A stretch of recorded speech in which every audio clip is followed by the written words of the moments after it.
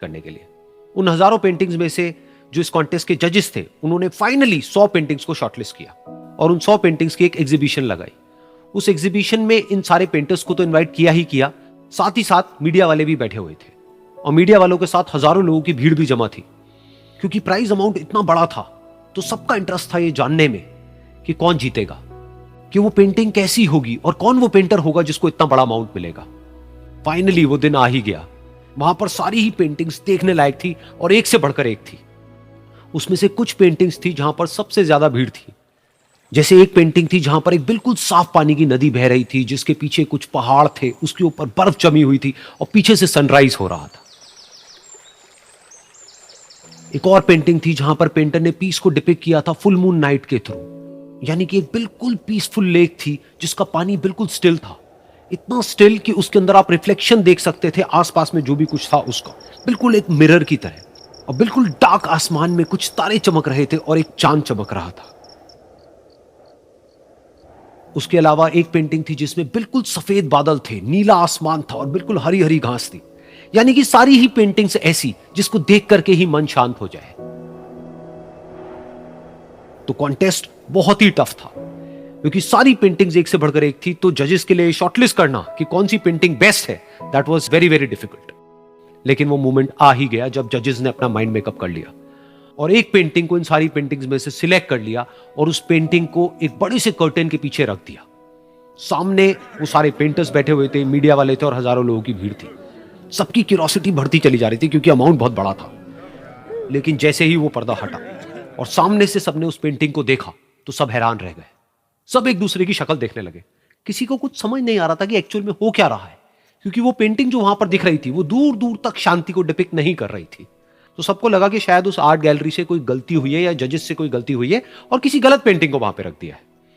तो कुछ पेंटर्स एक साथ गए, जाकर के उस आर्ट गैलरी के ओनर से मिले और जाकर के उससे पूछा कि क्या ये कोई गलती है, गलती से कहीं कोई गलत पेंटिंग तो आपने वहां पे नहीं रख दी है। तो आर्ट गैलरी वाला थोड़ा सा मुस्कुराया और बोला नहीं, ये पेंटिंग बिल्कुल ठीक है, जजेस ने इसी पेंटिंग को सिलेक्ट किया है और यही पेंटिंग आज की विनर है। सारे पेंटर्स ये जवाब सुन करके गुस्से से भर गए और सबने मिल करके रिवोल्ट कर दिया। और ये देख करके सारे मीडिया वाले अपनी अपनी जगह से खड़े हुए और भागते हुए गए उस आर्ट गैलरी के ओनर के पास में और अपने अपने माइक्स उनके मुंह के आगे कर दिए। तो अगेन वो आर्ट गैलरी का जो ओनर था वो हल्का सा मुस्कुराया और उसने कहा कि मुझे कुछ बोलने से पहले एक बार इस पेंटिंग को आप लोग ध्यान से देखिए, थोड़ा पास से देखिए, शायद आपको कुछ ऐसा नजर आए जो दूर से नजर नहीं आ रहा है। क्योंकि आप सबने एक चीज तो देख ली कि इस पेंटिंग में आंधी है, तूफान है, चारों तरफ सब कुछ तहस नहस हो रहा है, आसमान में बिजली कड़क रही है, काले बादल है, ये सब तो आपने देख लिया। लेकिन एक चीज नहीं देखी कि इस पेंटिंग में एक घर भी है। उस घर में एक छोटी सी खिड़की है जहां पर एक आदमी खड़ा हुआ है। ध्यान से जाकर के देखिए, वो जो आदमी खड़ा हुआ है और बाहर देख रहा है उस घर से, उसके चेहरे पर कोई डर नहीं है, बल्कि एक हल्की सी मुस्कान है, एक ठहराव है, एक सुकून है। और यही है शांति का असली मतलब। यानी कि शांति का मतलब यह नहीं है कि हमारे बाहर सब कुछ शांत है और फिर हम शांत हैं, क्योंकि वो टेम्पररी है। असली शांति का मतलब यह है कि हमारे बाहर चाहे जो कुछ भी हो रहा हो, हम अंदर से पूरी तरह से शांत हैं, हमारा मन शांत है।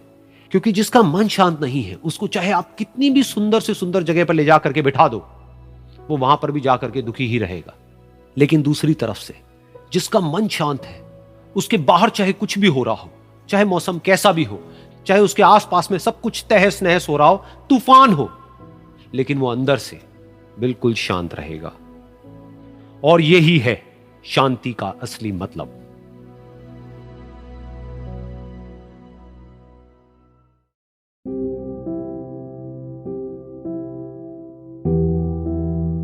एक बार की बात है, एक छोटे से गांव में एक आदमी रहता था। उसके घर के पास में एक पहाड़ था जहां पर वो रोज सुबह जाता, उस पहाड़ पर थोड़ी देर के लिए वो बैठता, फिर वापस आ जाता। तो रोज की तरह वो सुबह सुबह जा रहा था। पीछे से उसका छोटा सा बेटा आया, उसने आकर के उसका हाथ पकड़ लिया और कहा कि आज मैं भी आपके साथ चलूंगा। उसने पहले तो उसको थोड़ा सा समझाया और मना किया, कहा कि जो रास्ता है वो बहुत ही छोटा है और चढ़ाई बहुत ज्यादा है, तो तुम मेरे साथ नहीं चल पाओगे। लेकिन फिर जब उस बेटे ने जिद करी तो पिता मान गया। तो दोनों पहाड़ पर चढ़ने लगे। पिता ने बेटे का हाथ कस के पकड़ा हुआ था। लेफ्ट साइड में पहाड़ थे, राइट साइड में खाई थी और रास्ता बहुत ही छोटा था। और वो पहाड़ की चोटी तक पहुंचने ही वाले थे तभी रास्ते में एक बड़ा सा पत्थर आया। क्योंकि पिता उस रास्ते पर रोज आता था तो उसको पता था कि वहां पे पत्थर है, तो वो साइड से निकल गया। लेकिन जो बेटा था उसका ध्यान कहीं और था, तो उसका घुटना जा करके उस बड़े से पत्थर पर टकरा गया। तो फिर उस बच्चे के मुंह से एक चीख निकली, और जैसे ही वो चीखा उसकी आवाज उन पहाड़ों में गूंजने लगी। इससे पहले उस बच्चे ने कभी भी अपनी आवाज की गूंज नहीं सुनी थी, तो उसे समझ नहीं आया कि क्या हो रहा है। वो अंदर से थोड़ा सा घबरा गया। उसे लगा कि शायद कहीं कोई है जो छुप करके उसको देख रहा है और उसका मजाक उड़ा रहा है। फिर उस बच्चे ने बोला, कौन हो तुम? कौन हो तुम? तो जब उस बच्चे ने इस गूंज को सुना उसे गुस्सा आ गया। उसे लगा कि कौन है ये जो मेरा मजाक उड़ाए चले जा रहा है।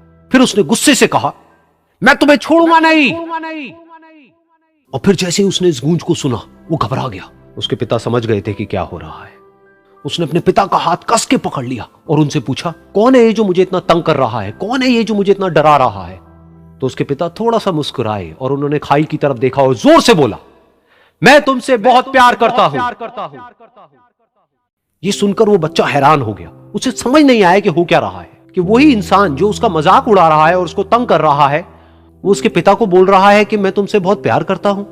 तो उसके पिता ने अपने बेटे को देखा और वो समझ गए कि उसके मन में क्या चल रहा है। और फिर दोबारा उन्होंने बोला, तुम बहुत अच्छे हो। और ये सुनकर उनका बेटा भी थोड़ा सा मुस्कुराया और पूछा अपने पिता से कि ये क्या हो रहा है। और फिर उसके पिता ने अपने बेटे को समझाया, ये जो आवाज तुम सुन रहे हो ना, ये किसी और की नहीं है, ये तुम्हारी ही आवाज है जो कि पहाड़ों में गूंज रही है और तुम्हें अपनी ही आवाज सुनाई दे रही है। जैसा तुम बोलते हो ठीक वैसा ही तुम्हें सुनाई देता है। अगर तुम गुस्से से कुछ कहोगे तो पलट करके जो आवाज आएगी उसमें भी गुस्सा होगा, लेकिन अगर तुम कुछ अच्छा कहोगे तो वो आवाज भी अच्छी होगी। बिल्कुल इसी तरह से हमारी जिंदगी में भी होता है। जैसा तुम अपने मन में इस जिंदगी के बारे में सोचते हो, ये जिंदगी तुम्हारे लिए बिल्कुल वैसी ही हो जाती है। अगर तुम मन ही मन अपने आप को ये बोलते रहोगे कि मेरी जिंदगी तो बहुत ही बुरी है, तो तुम्हारी जिंदगी सच में बुरी हो जाएगी। और अगर तुम अपनी जिंदगी से प्यार करोगे तो तुम्हारी जिंदगी भी तुमसे प्यार करेगी। ये बात उस बच्चे के दिमाग में घर कर गई और फिर वो दोनों उस पहाड़ की चोटी पर गए। लेकिन बच्चे के दिमाग में यही बात घूम रही थी। और फिर वो बच्चा खिलखिला के हंसा और उसने अपने दोनों हाथ खोले और अपनी पूरी ताकत से बोला, मैं तुमसे बहुत प्यार करता हूं।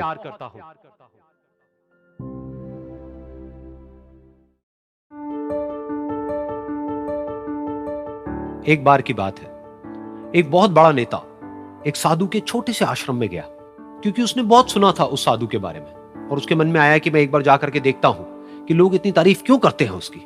तो जब वो उस आश्रम में गया तो वहां पर एक छोटा सा कमरा था जहां पर एक कालीन बिछा हुआ था। वहां पर कुछ लोग बैठे हुए थे नीचे और साधु जी सामने बैठे हुए थे। कुछ सवाल जवाब चल रहा था। तो जैसे ही वो अंदर गया, वो अकेला नहीं था, उसके साथ में 4 बॉडीगार्ड्स भी थे। और उसको ये आदत थी कि जहां पर भी वो जाता था लोग अपनी जगह से खड़े हो जाते थे, उसकी तरफ देखते थे, हाथ जोड़ते थे, अपना सर झुकाते थे। लेकिन यहां पर ऐसा कुछ भी नहीं हुआ। साधु ने उसकी तरफ देखा तक नहीं, क्योंकि वो साधु किसी के सवाल का जवाब दे रहे थे। लेकिन नेता को इस बात पे गुस्सा आ गया। नेता को लगा कि ये मेरी बेइज्जती है।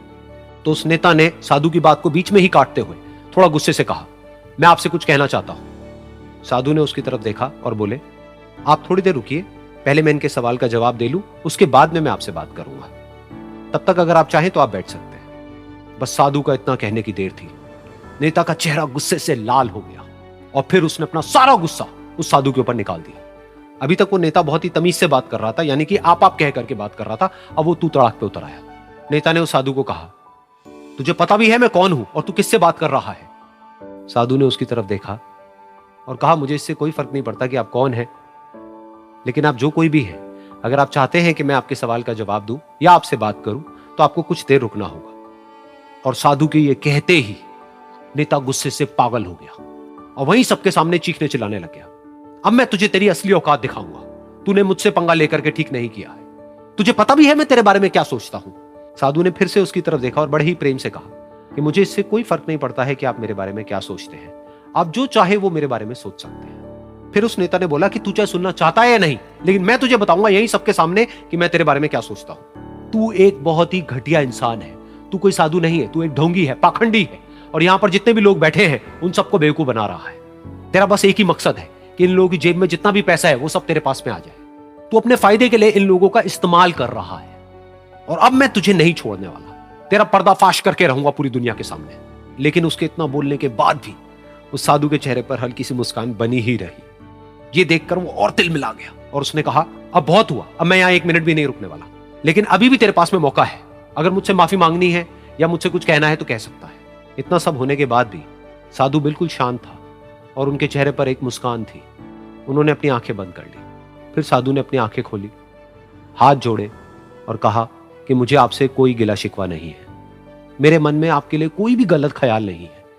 जो भी आपने मेरे बारे में कहा वो आपकी अपनी सोच थी, तो मुझे आप में कोई भी बुराई नजर नहीं आती है। मुझे आप एक बहुत ही भले इंसान लगते हैं। और साधु के इतना कहते ही नेताजी का दिमाग 7वें आसमान पर पहुंच गया। उनके चेहरे पर एक अजीब सी खुशी थी, क्योंकि उस साधु ने वो ही कहा जो बाकी सब लोग उस नेता को कहते हैं। और वो खुशी खुशी उस आश्रम से अपने घर की तरफ चला गया और जा करके अपने पिताजी के साथ में बैठ गया। उसके पिताजी की आंखें बंद थी और वो ध्यान में थे। पूरी जिंदगी उन्होंने सिर्फ लोगों की सेवा करी और बदले में कुछ भी एक्सपेक्ट नहीं किया। तो थोड़ी देर बाद जब उन्होंने अपनी आंखें खोली और देखा अपने बेटे को अपने साथ बैठे हुए, तो उनके बेटे के चेहरे पर आज एक अजीब सी खुशी थी जो आज से पहले उन्होंने कभी नहीं देखी थी। फिर उसने एक एक करके सब कुछ बताया कि आज क्या हुआ, किस तरह से वो आश्रम गया, वहां पर क्या हुआ, उसने क्या कहा, उन्होंने क्या कहा। तो जब इसके पिताजी ने पूरी बात सुनी तो थोड़ा सा मुस्कुराए और अपने बेटे को देख करके बोले कि उन्होंने तुम्हारी तारीफ नहीं करी है, क्योंकि उन्होंने वो नहीं कहा कि जो तुम हो, उन्होंने वो कहा कि जो वो खुद है। और तुमने जो भी कुछ उनको कहा वो नहीं कहा कि जो वो है, बल्कि तुमने वो कहा जो तुम खुद हो। यही बात वेदों में भी कही गई है, यथा दृष्टि तथा सृष्टि। ये दुनिया तुम्हें वैसी नहीं दिखती है जैसी कि ये दुनिया है। ये दुनिया तुम्हें वैसी दिखती है जैसे तुम खुद हो। जिसकी नजर जैसी है उसके लिए ये दुनिया वैसी ही है। तो अगर तुम अपनी दुनिया को बदलना चाहते हो तो उसका सिर्फ एक तरीका है, अपनी नजर को बदलो।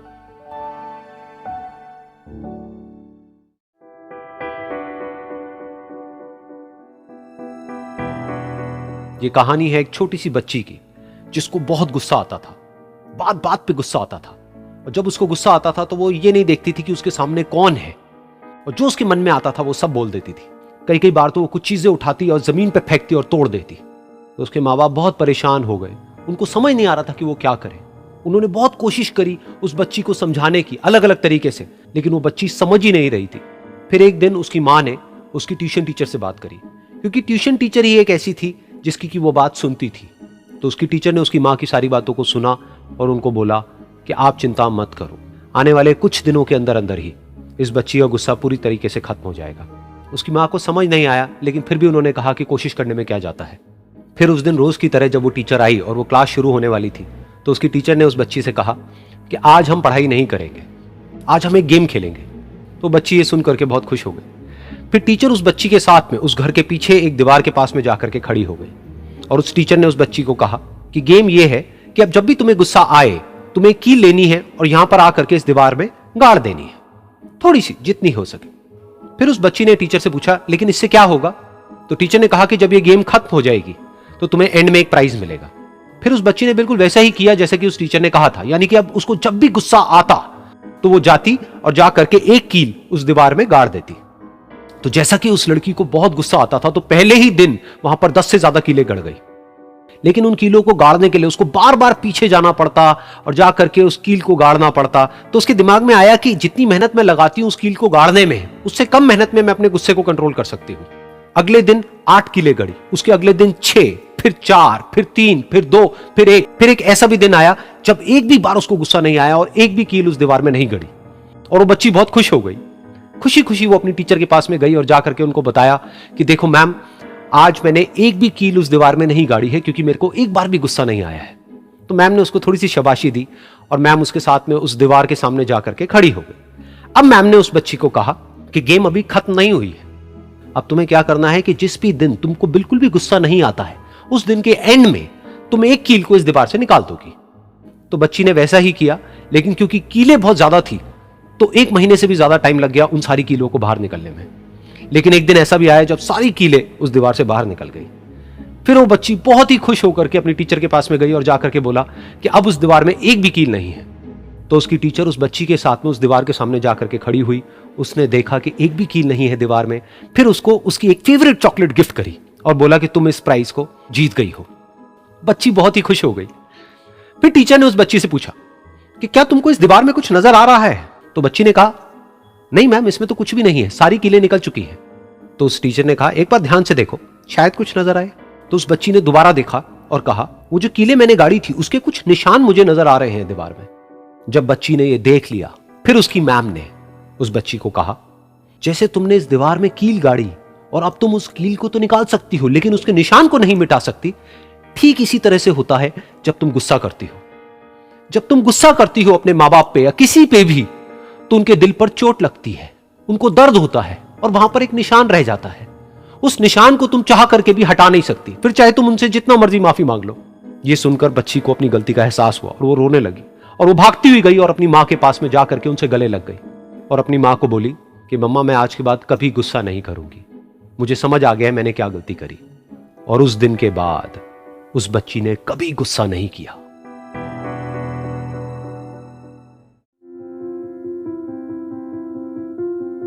एक बार एक लड़की ने एक एंट्रेंस एग्जामिनेशन को क्रैक करने की बहुत कोशिश करी, बहुत मेहनत करी, लेकिन उसके बाद भी वो उसको क्रैक नहीं कर पाई, जिसकी वजह से वो अंदर से पूरी तरह से टूट गई, बहुत परेशान रहने लग गई, दुखी रहने लग गई। उसके पिता से अपनी बेटी की यह हालत देखी नहीं गई। फिर उन्होंने एक दिन अपनी बेटी को बुलाया और उन्होंने अपनी बेटी को कहा कि तुम मेरे साथ एक बार किचन में चलो, मुझे तुम्हें कुछ दिखाना है। किचन में पहले से ही उन्होंने गैस स्टोव के ऊपर 3 बोल रखे हुए थे। फिर उन्होंने उन तीनों बोल्स के अंदर पानी भरा, एक के अंदर कुछ आलू डाले, एक के अंदर कुछ अंडे और एक के अंदर कॉफी बीन्स, और उसको उबलने के लिए छोड़ दिया। उसके बाद में 5 मिनट हो गए, 10 मिनट हो गए, 20 मिनट हो गए और वो वहां पर खड़े रहे अपनी बेटी के साथ में और उसको देखते रहे।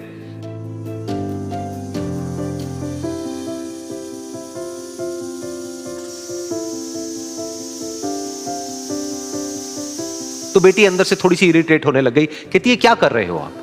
तो उसके पिता ने कहा कि सिर्फ 1 मिनट और रुको, तुमको सब समझ आ जाएगा। फिर उसके बाद में एक एक करके उन्होंने गैस स्टोव को बंद किया और जो पहला बोल था उसमें से आलू निकाले और निकाल करके एक प्लेट पे रख दिए। दूसरे बोल में से उन्होंने वो अंडे निकाले और निकाल करके एक और प्लेट में रख दिए और तीसरे बोल में से जो कॉफी थी उसको छान करके एक कप के अंदर भर दिया और वो वहीं सामने स्लैब पे रख दिया और अपनी बेटी से पूछा कि तुम्हें क्या दिख रहा है?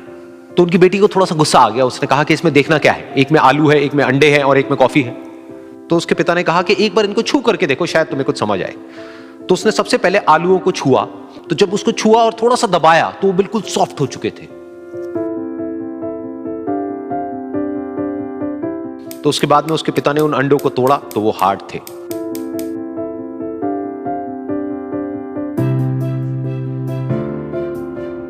और फिर उसके पिता ने वो कॉफी वाला कप उठाया और अपनी बेटी को कहा कि एक बार इसको सूंघ करके देखो। तो जब उनकी बेटी ने उस कॉफी को सूंघा तो उसके चेहरे पर एक स्माइल आ गई। फिर उसके पिता ने अपनी बेटी को कहा कि तुमने ध्यान से देखा कि क्या हुआ यहां पर? ये तीनों ही बिल्कुल एक ही सिचुएशन में गए, लेकिन तीनों ने अलग अलग तरीके से रिस्पॉन्ड किया। तो पहला यानी कि आलू, जब हमने उसको उस पानी में डाला था उससे पहले वो बहुत ही हार्ड थे और स्ट्रांग थे, लेकिन गर्म पानी में जाने के बाद में वो अंदर से बिल्कुल सॉफ्ट हो गए, यानी कि कमजोर पड़ गए।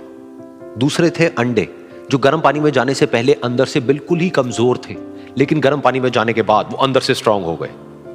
तीसरी थी कॉफी, जिसने कुछ ऐसा किया जो इन दोनों से बिल्कुल अलग था, यानी कि उसने उस गर्म पानी में जाने के बाद में खुद को नहीं बदला बल्कि उस पानी को ही बदल दिया। बिल्कुल इसी तरह से हमारी जिंदगी में भी होता है। तुम्हारे ऊपर है कि तुमको इन तीनों में से क्या बनना है। एक, आलू के जैसा, यानी कि जब तुम्हारी जिंदगी में कोई मुश्किल आए तो तुम अंदर से पूरी तरह से टूट जाओ, यानी कि कमजोर पड़ जाओ। दूसरा, अंडे के जैसा, यानी कि जैसे ही तुम्हारी जिंदगी में कुछ मुश्किलें आए, वो मुश्किलें तुमको अंदर से तोड़े नहीं बल्कि तुम अंदर से और स्ट्रांग हो जाओ। या फिर तीसरा, यानी कि कॉफी के जैसा, मतलब कि जब तुम्हारी जिंदगी में कुछ मुश्किलें आए तो तुम ना सिर्फ उन मुश्किलों का डट करके सामना करो बल्कि अपनी जिंदगी को ही बदल दो।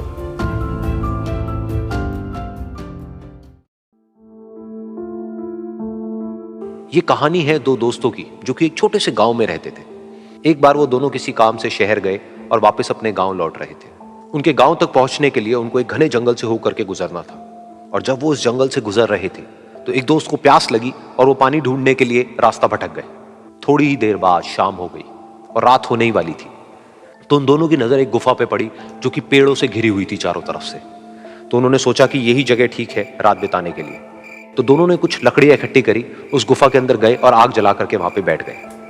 रात का वक्त था, गुफा के अंदर आग जल रही थी, बाहर बिल्कुल अंधेरा था और कुछ जानवरों की आवाजें आ रही थी। तो उन दोनों में से जो एक दोस्त था वो अंदर ही अंदर डरने लगा, क्योंकि उसने भूत प्रेतों की बहुत कहानियां सुनी थी कि रात के वक्त जंगल में कुछ भयानक आत्माएं भटकती हैं और अगर उनको कोई ऐसा भटका हुआ आदमी मिल जाए तो उसको नहीं छोड़ती। तो जब उसने भूत प्रेतों की बात अपने दोस्त से करी तो उसके दोस्त ने हंसते हुए उससे पूछा, क्या कभी तूने किसी भूत को देखा है? तो उसने कहा, नहीं मैंने तो नहीं देखा, लेकिन मेरे कुछ जान पहचान के लोग हैं जिन्होंने देखा है।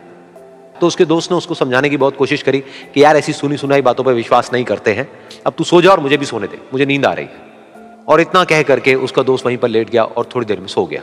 लेकिन वो जो अंदर से डरा हुआ था वो लेट तो गया, लेकिन उसको नींद नहीं आ रही थी। उसको लग रहा था कि शायद यहां पर कहीं कोई है जो छुप करके कहीं से उसको देख रहा है। उस आग की वजह से कुछ परछाइयां बन रही थी वहां पर पत्थरों पर, तो उन परछाइयों को देख करके भी वो डर रहा था। फिर कुछ घंटे तक ऐसे ही चलता रहा। फिर उसके बाद में क्योंकि वो थका हुआ था तो उसको नींद आ गई। लेकिन नींद आने के कुछ देर बाद ही उसको एक सपना आया। सपने में उसको एक बहुत ही भयानक परछाई उसकी तरफ बढ़ती हुई नजर आई। अब जैसे जैसे वो अंदर से डरता चला जा रहा था, वो परछाई उसके और पास आती चली जा रही थी और बड़ी होती चली जा रही थी। और उस परछाई में एक हाथ उसको नजर आया जिसके बड़े बड़े नाखून थे, और वो हाथ उसकी तरफ बढ़ता चला गया और उसके गले तक पहुंचने ही वाला था कि तभी वो डर करके एकदम से उठा। फिर उसने अपने दोस्त की तरफ देखा जो कि सो रहा था, उसको पकड़ करके जोर से उठाया। फिर उसने अपने दोस्त को बताया कि उसके साथ में क्या हुआ। तो उसका दोस्त फिर हंसने लगा। फिर उसके दोस्त ने उसको कहा, अब अगर दोबारा से तुझे वो परछाई दिखे तो तू वही कहियो जो मैं तुझे कह रहा हूं कहने के लिए, फिर देखते हैं वो परछाई तेरा क्या करती है। तुझे अपने अंदर ही अंदर बोलना है, मैं तुझसे नहीं डरता, सामने आ। तो उसके दोस्त ने वैसा ही किया। थोड़ी देर बाद दोबारा से उसको सपने में वही परछाई नजर आई और वो परछाई धीरे धीरे उसकी तरफ बढ़ने लगी। लेकिन इस बार वो उस परछाई से डरा नहीं, बल्कि अपनी पूरी हिम्मत जुटा करके उसने वही कहा, मैं तुझसे नहीं डरता, सामने आ। मैं तुझसे नहीं डरता, सामने आ। मैं तुझसे नहीं डरता, सामने आ। जैसे जैसे वो ये बोलने लगा, वो परछाई छोटी होने लगी और उससे दूर होने लगी। वो बोलता रहा, वो परछाई छोटी होती रही और धीरे धीरे वो परछाई दिखनी बंद हो गई। बिल्कुल ऐसा ही हमारी जिंदगी में भी होता है। हमारे अंदर जितने भी डर हैं, उससे हम जितना डरते हैं हम उतना ही छोटे होते चले जाते हैं और वो डर उतने ही बड़े होते चले जाते हैं। लेकिन अगर हम अपने अंदर के डरों से नहीं डरते हैं और उसका सामना करते हैं तो दुनिया का ऐसा कोई भी डर नहीं है जो कि हमें डरा पाए।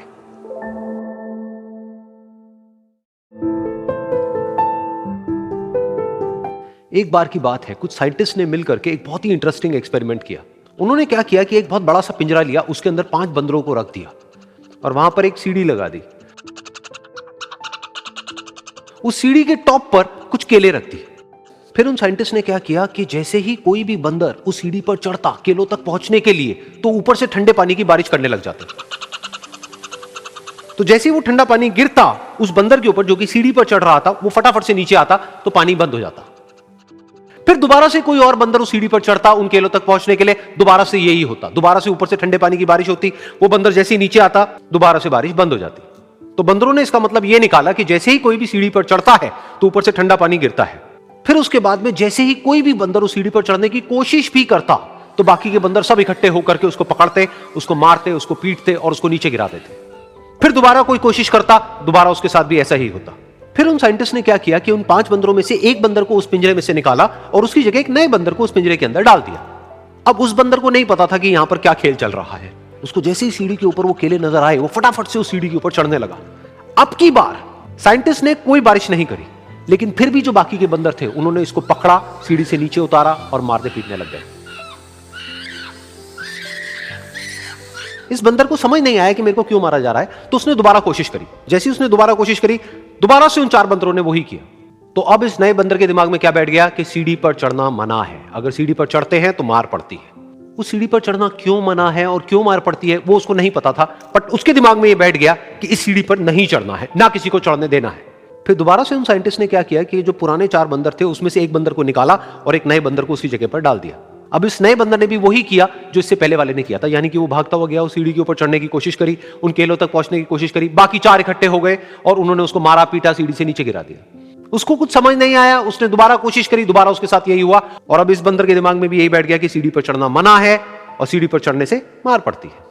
फिर साइंटिस्ट ने एक एक करके जो पुराने 3 बंदर बचे हुए थे उसमें से भी एक एक करके उन बंदरों को निकाला और उनकी जगह पर 3 नए बंदर आ गए। अब ये 5 बंदर नए थे और किसी को भी ये नहीं पता था कि उस सीढ़ी पर चढ़ना मना क्यों है, लेकिन उन सबके दिमाग में बैठा हुआ था कि सीढ़ी पर चढ़ने से मार पड़ती है। तो कोई भी कोशिश नहीं कर रहा था, जबकि अब कोई ठंडे पानी की बारिश भी नहीं हो रही थी। वो चाहते तो आराम से उस सीढ़ी पर चढ़ते, केले तोड़ते और आपस में बांट करके खा लेते।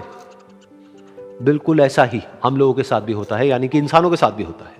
हजारों साल पहले कोई प्रथा बनी होती है, कोई रीति रिवाज होता है जिसके पीछे कोई ना कोई वजह होती है, लेकिन वो वजह खत्म होने के बाद भी वो प्रथा चलती रहती है, वो रीति रिवाज चलते ही रहते हैं। किसी में इतनी हिम्मत नहीं होती है ये पूछने की कि हम क्या कर रहे हैं, क्यों कर रहे हैं, बस सबको ये पता होता है कि ऐसा ही होता है। तो वो एक्सपेरिमेंट जिसके बारे में अभी मैंने आप लोगों को बताया, यानी कि वो बंदरों का एक्सपेरिमेंट, उसमें तो बेचारे बंदर हैं, जानवर हैं, उनको नहीं पता है कि क्वेश्चन कैसे पूछते हैं। लेकिन अगर हम इंसान होने के बावजूद भी क्वेश्चन ना करें तो हमारे में और जानवरों में क्या फर्क है? सोचिए।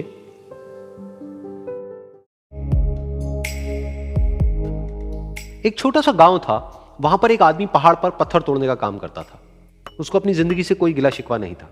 पूरा दिन वो काम करता, मेहनत करता, दिन के एंड में जो थोड़ा बहुत पैसा मिलता वो जा करके अपने परिवार के साथ में थोड़ा सा टाइम स्पेंड करता और चैन से सो जाता। तो एक दिन रोज की तरह वो अपना काम खत्म करके अपने घर की तरफ जा रहा था, तो रास्ते में चलते चलते उसके मन में ख्याल आया कि ये भी कोई जिंदगी है कि सुबह से शाम तक मैं पत्थर तोड़ने का काम करता हूं और एंड में मेरे को थोड़े से पैसे मिलते हैं, जिसमें मुश्किल से मेरा और मेरे परिवार का गुजारा हो पाता है। काश कुछ ऐसा हो जाए कि कहीं से मुझे कोई ऐसी शक्ति मिल जाए कि जो भी मैं चाहता हूं वो सच हो जाए। वो अपने घर पर गया, उसने खाना खाया, लेकिन उसका ध्यान खाने की तरफ नहीं था, उसके दिमाग में यही ख्याल चल रहा था। उसके बाद में वो यही सोचते सोचते सो गया। फिर नींद आने के कुछ देर बाद उसको एक सपना आया। सपने में उसने देखा कि रोज की तरह वो अपना काम खत्म करके अपने घर लौट रहा था। रास्ते में उसने एक बहुत ही बड़ा घर देखा और उसके मन में आया कि काश ये घर मेरा होता और मैं इसका मालिक होता। और उसके सोचते ही वो उस घर का मालिक बन गया। उसको यकीन ही नहीं हो रहा था कि जो उसने सोचा वो बन चुका है। लेकिन उसकी खुशी ज्यादा देर नहीं टिक पाई, क्योंकि उसको एकदम से एक शोर सुनाई दिया। उसने अपने घर के बाहर देखा कि एक बहुत बड़ी रैली निकल रही है, जिसमें बीचों बीच एक पॉलिटिशियन है जो ऐसे ऐसे हाथ हिला रहा है, और वहां पर जितने भी लोग खड़े थे सब उसके नाम के नारे लगा रहे थे, उसके आगे हाथ जोड़ करके खड़े थे, सब उसको देखने के लिए तड़प रहे थे। तब उसको यह एहसास हुआ कि मैं कितना छोटा हूं उसके आगे। और फिर उसके अंदर से एक ख्याल उठा कि काश मैं ये पॉलिटिशियन होता और मेरे पास भी इतनी ही पावर होती जितनी कि इसके पास में है।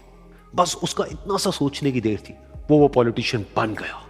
उसकी खुशी का ठिकाना नहीं था, क्योंकि उसके आसपास में हजारों लोगों की भीड़ थी और सब उसको देखने के लिए तरस रहे थे, तड़प रहे थे। लेकिन उसकी ये खुशी भी ज्यादा देर नहीं टिक पाई। धूप बहुत ही तेज थी और उस पॉलिटिशियन को आदत नहीं थी इतनी गर्मी में रहने की, तो उस धूप की वजह से उसको चक्कर आ गए और वो बेहोश होकर के गिर गया। फिर उसको एहसास हुआ कि ये पॉलिटिशियन सबसे ताकतवर नहीं है, ये जो सूरज है ये सबसे ताकतवर है। और उसके मन में आया कि काश मैं ये सूरज बन जाऊं तो मेरे आगे कोई नहीं टिक पाएगा। और उसका इतना सा सोचने की देर थी और वो सूरज बन गया और वो खुशी से पागल हो गया, क्योंकि पूरी दुनिया को वो ही रोशन कर रहा था और पूरी दुनिया में ऐसा कोई नहीं था जो कि उसकी रोशनी को रोक सके।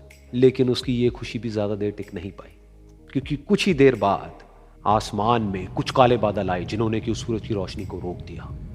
फिर उसको यह एहसास हुआ कि इस दुनिया में ऐसा भी कोई है जिसमें दम है उसकी रोशनी को रोकने का। और उसके मन में एक ख्याल उठा कि काश मैं वो बादल बन जाऊं। और वो बादल बन गया और आसमान में उड़ने लगा। उसको ऐसा लगा कि मैं आसमान में उड़ रहा हूं और अब मैं जहां चाहे वहां जा सकता हूं। लेकिन कुछ देर बाद वहां पर एक बहुत तेज हवा का झोंका आया जो कि उन बादलों को उड़ा करके ले गया। और फिर उसे ये समझ आया कि ये जो बादल हैं वो सूरज की रोशनी को तो रोक सकते हैं, लेकिन हवा को नहीं रोक सकते। ये हवा उनको बहा करके ले जाती है। फिर उसके मन में आया कि काश मैं ये हवा बन जाऊं, और वो हवा बन गया। हवा बनने के बाद में उसको अपने अंदर एक अलग ही ऊर्जा का अनुभव हुआ। वो चाहे तो आराम से बहता और चाहे तो आंधी बन करके, तूफान बन करके, जिसको भी चाहे उड़ा करके ले जाता। उसको ये विश्वास होने ही लगा था कि इस दुनिया में सबसे ज्यादा शक्तिशाली मैं हूं। लेकिन तभी उसके सामने आया एक पहाड़। उसने अपनी पूरी ताकत लगा दी, लेकिन उस पहाड़ को वो इतना सा भी नहीं हिला पाया। तब उसको यह एहसास हुआ कि इस दुनिया में कोई है जो हवा से भी ज्यादा शक्तिशाली है, जिसमें दम है उस हवा को रोकने का। फिर उसके मन में आया कि काश मैं ये पहाड़ होता, और वो पहाड़ बन गया। लेकिन हर बार की तरह इस बार भी उसकी खुशी ज्यादा देर तक नहीं टिक पाई। उसको एक जानी पहचानी सी आवाज सुनाई दी और साथ ही साथ उसको दर्द होने लगा, जैसे कि कोई है जो उसको तोड़ रहा है, उसको मार रहा है। तो दर्द से वो चीखने लगा और उसके मन में आया कि काश मैं वो बन जाऊं क्योंकि इस पहाड़ को तोड़ने का दम रखता है। लेकिन इस बार उसकी एक ख्वाहिश पूरी नहीं हुई। वो रोने लगा, चीखने लगा, चिल्लाने लगा, उसने अपनी पूरी जान लगा दी, लेकिन इस बार वो नहीं बन पाया। उसका दर्द बढ़ता ही चला जा रहा था और दर्द की वजह से एकदम से उसकी नींद खुली और सामने शीशा था। उसने शीशे में देखा और उसको समझ आया कि सपने में मैं वो क्यों नहीं बन पा रहा था जो मैं बनना चाहता था, क्योंकि असलियत में मैं वो ही हूं।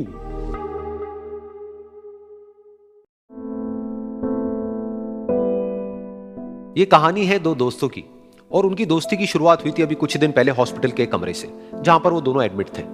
तो दोनों में से जो एक था, उसको अभी कुछ दिन पहले एक पैरालिसिस का अटैक आया था, जिसकी वजह से गर्दन के नीचे की उसकी पूरी बॉडी पैरालाइज हो गई थी और वो अपनी एक उंगली तक नहीं हिला सकता था। और पूरे दिन जो भी नर्स उसके पास में आती, वो उसको एक ही बात कहता कि मुझे कोई ऐसा इंजेक्शन दे दो जिससे कि मैं मर जाऊं, अब मैं और जीना नहीं चाहता, ऐसी जिंदगी का मैं क्या करूंगा।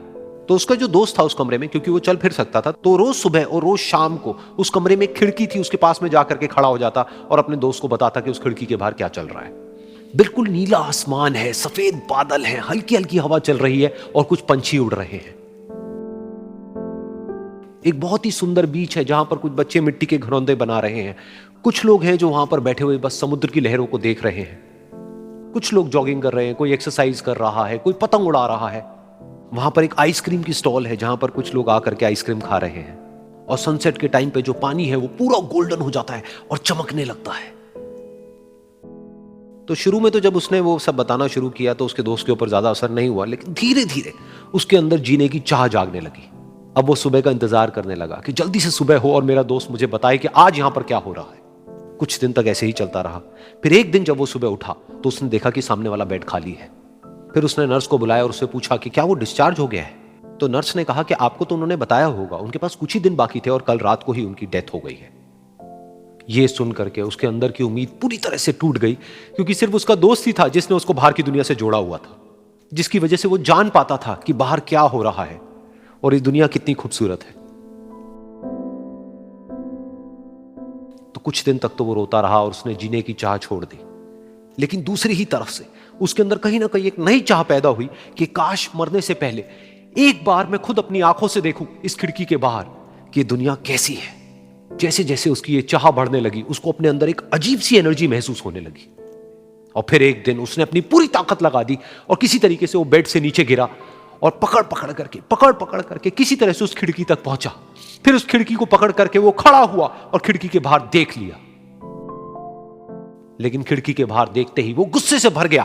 उसने जोर से नर्स को आवाज लगाई और जैसे ही नर्स आई उसने नर्स से पूछा, ये तुमने क्या किया, ये खिड़की के बाहर काली दीवार क्यों खड़ी कर दी। तो नर्स को समझ नहीं आया वो क्या बोल रहा है और वो बोली कि मुझे 5 साल हो गए हैं यहां पर, जब से मैं आई हूं तब से तो ये काली दीवार यहां पर है। तब जाकर के उसको समझ आया कि उसका वो दोस्त उससे झूठ बोल रहा था। और उसने नर्स से पूछा, अगर ये काली दीवार पिछले 5 साल से यहां पर है तो मेरे दोस्त ने मुझसे झूठ क्यों कहा।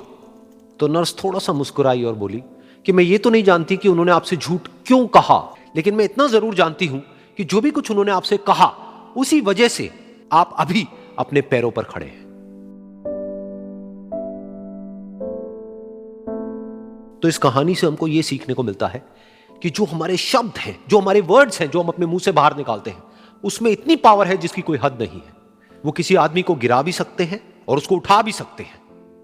तो अब आपके ऊपर है कि आप अपनी इस पावर को यूज करते हो या मिस यूज करते हो।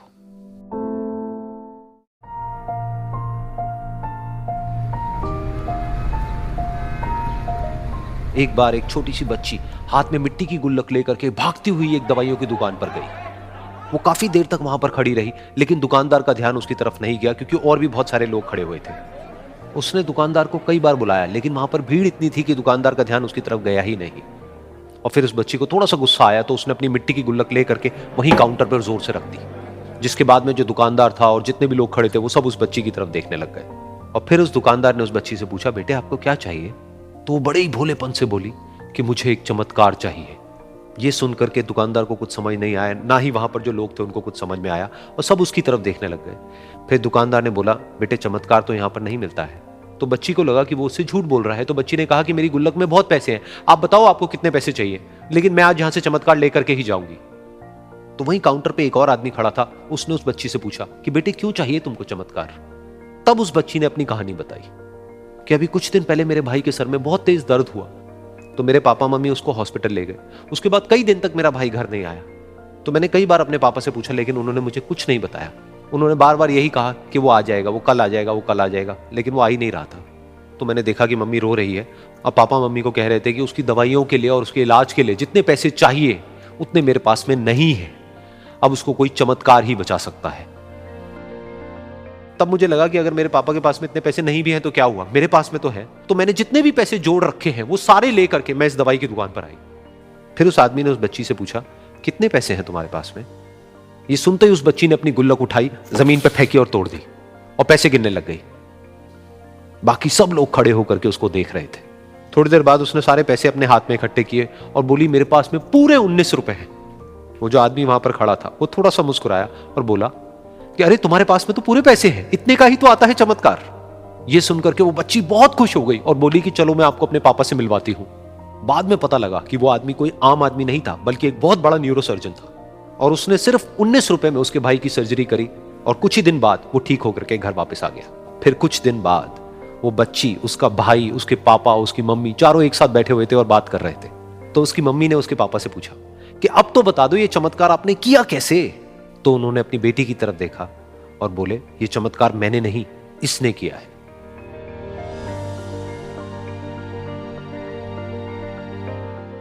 तो यहां पर एक बहुत बड़ी बात है जो हम उस छोटी सी बच्ची से सीख सकते हैं कि जिंदगी में कभी कभी ऐसा होता है कि हमको कोई रास्ता नजर नहीं आ रहा होता है और हम लोग हिम्मत हार जाते हैं। तब हमारे अंदर एक बच्चा होता है जो कोशिश करने से कभी भी पीछे नहीं हटता है। वो हार मानने को तैयार नहीं होता है क्योंकि उसको ना शब्द समझ नहीं आता है। वो बच्चा जिसके लिए कुछ भी नामुमकिन नहीं है, क्योंकि वो हर हाल में कोशिश करता ही रहता है।